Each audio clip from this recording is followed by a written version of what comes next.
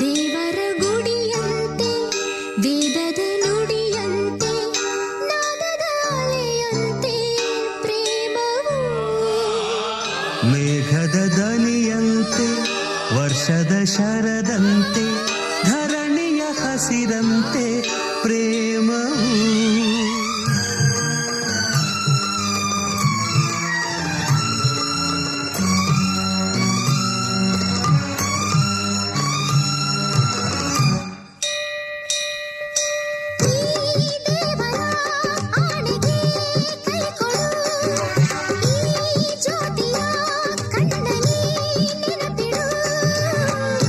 ಆತ್ಮಕ್ಕೆ ಸಾವು ಇಲ್ಲ ಎಂದು ತೋರಿಸು